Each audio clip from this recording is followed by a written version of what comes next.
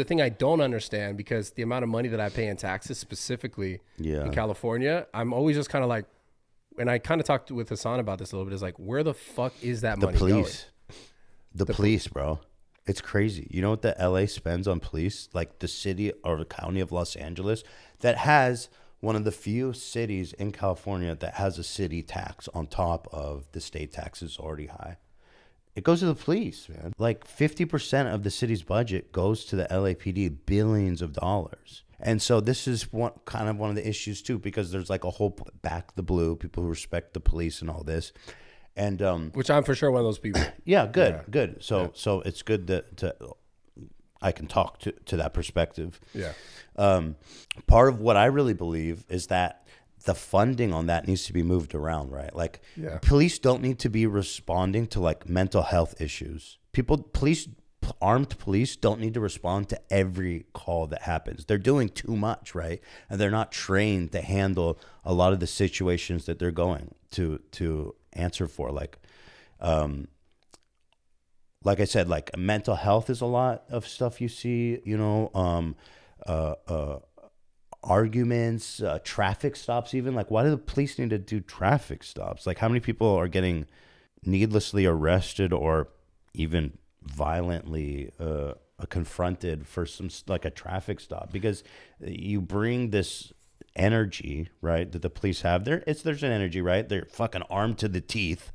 You bring this energy, you're gonna have more violent confrontations, and you don't need to spend that much either, because the amount of money it costs to militarize, or maybe you don't think they're militarized, but like to arm and them up like that is extraordinary. And so I think that's a big problem. Do you think it needs to be like a different genre of police? Yeah, I'm not even in favor of cutting the defund the police, you know what I mean? I'm in favor of moving it around a little bit to other social services that help prevent crime, right? I see what you're saying. Like if you could go into like a lot of the really poor areas here where there's like no opportunities, there's no outlooks, right?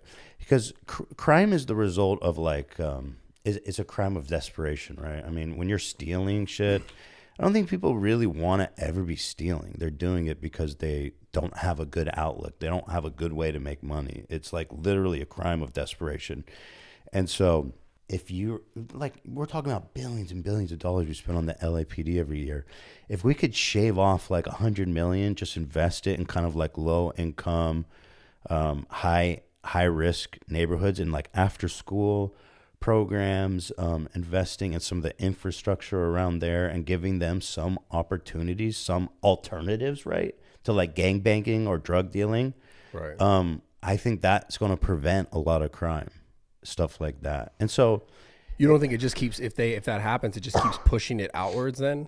Like if that happened in that area where it is, and then let's say it made it nicer, and then it just where the funding isn't being received, that it just kind of goes. It's not about gentrifying their neighborhood. It's about giving them like alternatives to like gang banging.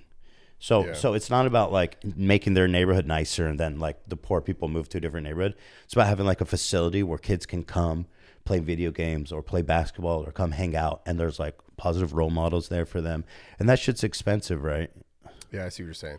Yeah, because I think culturally, I think it's more like people fall into certain things because other people around them do it. For sure. And it's okay. And it's like, since he does it, I see it. He's cool. He has money. That's what, like, this is what I see. And that's what I see is working.